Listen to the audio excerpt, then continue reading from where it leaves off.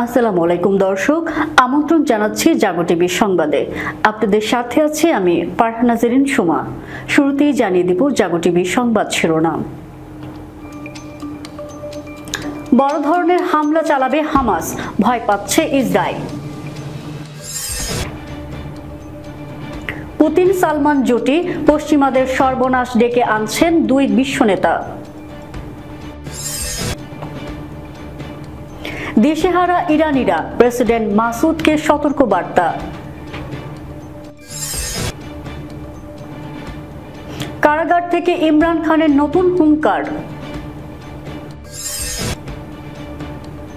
বিগত নির্বাচনে ভারতকে হিন্দু রাষ্ট্র বানানোর চেষ্টা প্রত্যাখ্যান করা হয়েছে, বিস্ফোরক মন্তব্য অমর্ত্য সেনের।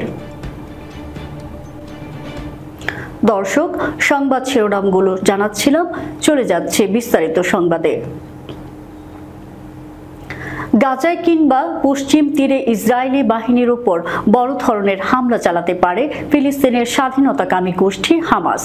পণবন্দি যুদ্ধবিরতি চুক্তি করতে যাতে ইসরায়েল আরও বেশি আগ্রহী হয়, সেই বিষয়টি ত্বরান্বিত করতেই এই হামলা চালাতে পারে বলে ইসরায়েলি প্রতিরক্ষা বাহিনী আশঙ্কা করেছে। হিব্রু মিডিয়ায় প্রকাশিত সূত্রবিহীন ওই খবরে বলা হয়, ইসরায়েলি বাহিনীর ওপর হামলাটি হতে পারে গাজার ভেতরে, গাজার সীমান্ত এলাকায় কিংবা অধিকৃত পশ্চিম তীরে। প্রতিবেদনটিতে বিস্তারিত বিবরণও দেওয়া হয়নি। এদিকে হামাস যুদ্ধবিরতির প্রস্তাবে ছাড় দেওয়ার প্রেক্ষাপটে মিশরীয় মধ্যস্থতাকারীরা যুক্তরাষ্ট্র ও কাতারের নেতৃত্বাধীন আলোচনায় তাদের সম্পৃক্ততা বাড়াবে বলে ইসরায়েলের চ্যানেল 12-এ প্রকাশিত এক প্রতিবেদনে বলা হয়েছে। এদিকে গাজা উপত্যকায় যুদ্ধবিরতির জন্য সংশোধিত প্রস্তাব দিয়েছে ফিলিস্তিনি প্রতিরোধ আন্দোলন হামাস। নতুন প্রস্তাবে স্থায়ী যুদ্ধবিরতি এবং ইসরায়েলি সৈন্য প্রত্যাহার না করার ব্যাপারে অটল থেকেও বেশ নমনীয়তা প্রদর্শন করেছে ইসরায়েল। ইসরায়েলের দেওয়া এবং মার্কিন প্রেসিডেন্ট জো বাইডেনের উত্থাপিত যুদ্ধবিরতি প্রস্তাবের প্রতি হামাস ইতিবাচক বলে অভিমত প্রকাশ করলেও দাবি জানায় যে শুরুতেই ইসরায়েলকে নিশ্চয়তা দিতে হবে। যুদ্ধবিরতি কার্যকর হওয়ার পর ইসরায়েল আর যুদ্ধ শুরু করবে না, এ ব্যাপারে তারা অটল ছিল। তবে ওই অবস্থান থেকে তারা এখন সরে এসেছে। তারা এখন 6 সপ্তাহের প্রথম ধাপের যুদ্ধবিরতির পর দ্বিতীয় ধাপে আলোচনার সময় ইসরায়েল আবার যুদ্ধ করবে না এমন একটি নিশ্চয়তা দাবি করছে। কেন এই ছাড় দিয়েছে হামাস? হামাসের প্রতিনিধি গণমাধ্যমকে বলেন, তারা মধ্যস্থতাকারীদের কাছ থেকে মৌখিক প্রতিশ্রুতি ও নিশ্চয়তা পেয়েছে যে যুদ্ধ আর শুরু হবে না এবং স্থায়ী যুদ্ধবিরতিতে না পৌঁছা পর্যন্ত আলোচনা চলতেই থাকবে। হামাসের ওই প্রতিনিধি বলেন, আমরা এখন কাগজপত্রে এসব নিশ্চয়তা চাই। সূত্র Times of Israel. Putin Salman জুটি পশ্চিমাদের সর্বনাশ ডেকে আনছেন দুই বিশ্বনেতা। বয়সে তরুণ হলেও বিশ্বের বাঘা বাঘা নেতাদের ঘোল খাইয়ে খাচ্ছেন সৌদি যুবরাজ মোহাম্মদ বিন সালমান। ক্ষমতায় তার বাবা থাকলেও আসলে সৌদি আরবের পুরো নিয়ন্ত্রণ এখন তার হাতেই। তাই অসুস্থ বাবার হয়ে সব সিদ্ধান্ত নেন যুবরাজ মোহাম্মদ। সৌদি আরবের ভবিষ্যৎ এই নেতা দেশটিকে নিয়ে যে স্বপ্ন দেখছেন তার অংশ হিসেবে বেশ কিছু সংস্কারমূলক পদক্ষেপ নিয়েছে। তার নেওয়া এমনই এক পদক্ষেপে সরাসরি লাভবান হচ্ছেন রাশিয়ার প্রেসিডেন্ট ভ্লাদিমির পুতিন। ইউক্রেনে হামলা চালানোর পর থেকেই পশ্চিমাদের তোপের মুখে রয়েছেন পুতিন। তার দেশের ওপর একের পর এক নিষেধাজ্ঞা দিয়ে রাশিয়ার অর্থনীতিকে চাপে ফেলেছে পশ্চিমারা। বিশেষ করে দেশটির তেল ও গ্যাস রপ্তানির উপর নিষেধাজ্ঞা মস্কোর অর্থনীতির উপর ব্যাপক প্রভাব ফেলেছে। ঠিক সেই মুহূর্তে বন্ধু পুতিনের দিকে সাহায্যের হাত বাড়িয়ে দিয়েছেন সৌদি যুবরাজ মোহাম্মদ বিন সালমান। আন্তর্জাতিক বিশ্লেষকদের মত ঠিক এমনই। মার্কিন গণমাধ্যম ব্লুমবার্গ এক প্রতিবেদনে জানিয়েছেন, অপরিশোধিত তেল রপ্তানি কমিয়ে দিয়েছে সৌদি আরব। গেল কয়েক বছরের মধ্যে এত অল্প পরিমাণ তেল কখনো রপ্তানি করতে দেখা যায়নি রিয়াদকে। দেশটির সদ্য শেষ হওয়া জুন মাসে দিন প্রতি প্রায় 56 লাখ ব্যারেল করে তেল রপ্তানি করেছে। কোভিড-19 মহামারীর সময় বিশ্ব একেবারে থমকে গিয়েছিল, তখন পড়ে গিয়েছিল তেলের বাজারও। অথচ তখনও দিন প্রতি প্রায় 53 লাখ ব্যারেলের বেশি তেল রপ্তানি করেছে সৌদি আরব। পেট্রোলিয়াম রপ্তানিকারক দেশগুলোর জোট ওপেককে নিয়ে তেল উৎপাদনের পরিমাণ কমানোর নেতৃত্ব দিচ্ছে সৌদি আরব। দেশটি এই দলে রাশিয়াকেও ভিড়িয়েছে। তেলের উৎপাদন কমিয়ে দাম সমন্বয় করতে এমন প্রচেষ্টা চালিয়ে যাচ্ছে রিয়াদ।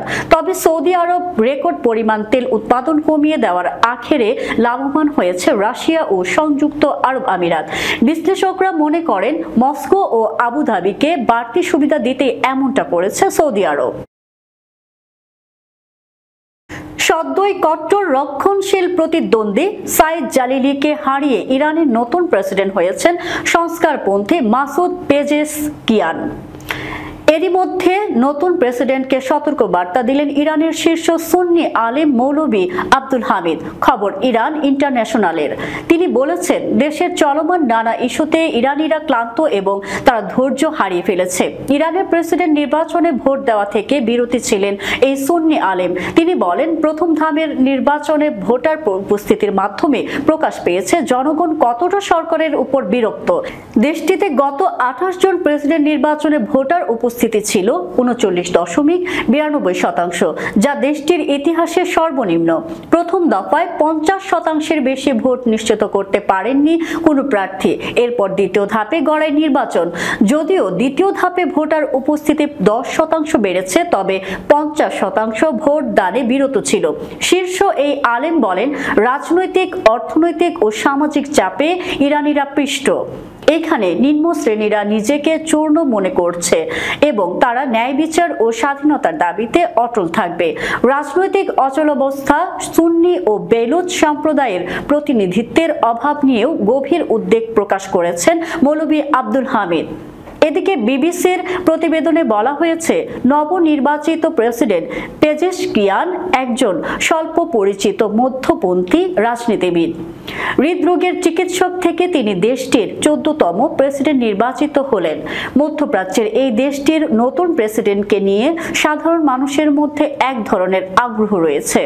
আন্তর্জাতিক গণমাধ্যমের খবরে বলা হচ্ছে, মাসুদ পেজেশকিয়ানকে ভোট দেওয়া অধিকাংশ মানুষই শহুরে মধ্যবিত্ত এবং তরুণ।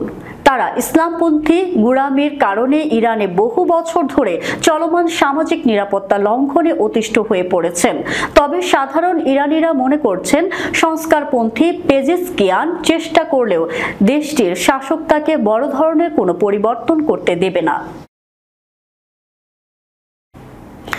পাকিস্তানের সাবেক প্রধানমন্ত্রী ও তেহরিকে ইনসাফের প্রতিষ্ঠাতা ইমরান খান রাজনীতি ও নির্বাচনে সরাসরি অংশগ্রহণ ঠেকাতে করা হয়েছে নানা ফন্দি। বর্তমানে বন্দী রয়েছেন কারাগারে। এত সব পদক্ষেপের পরও তার জনপ্রিয়তায় কোনো ভাটা পড়েনি। এবার কারাগার থেকে নতুন হুঙ্কার দিয়েছেন ইমরান খান। শনিবার পাকিস্তানের সংবাদ মাধ্যম জনের এক প্রতিবেদনে এ তথ্য জানানো হয়েছে। জানা গেছে, ন্যায় বিচার না পেলে অনশনের পথ বেছে নেওয়ার হুমকি দিয়েছেন ইমরান খান।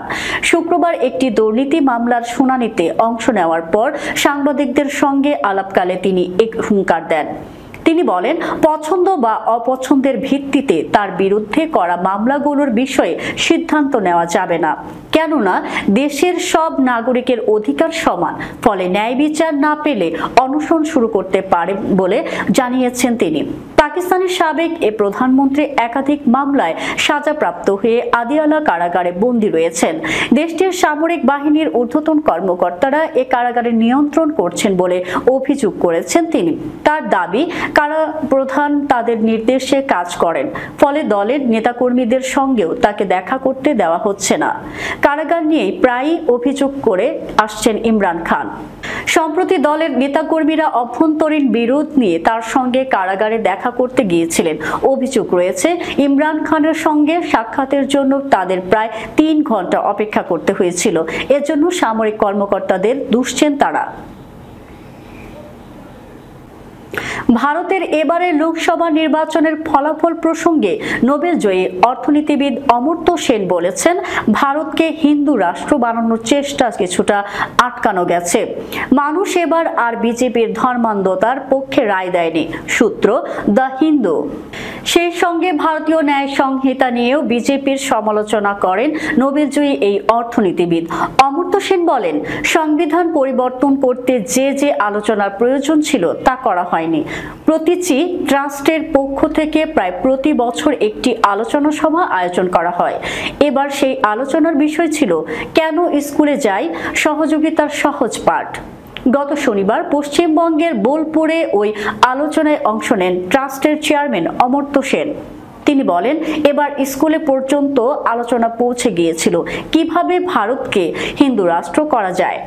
তবে এটাও ঠিক যে এখনো আমাদের শিশুদের মধ্যে হিন্দু মুসলমান পার্থক্য একদম নেই।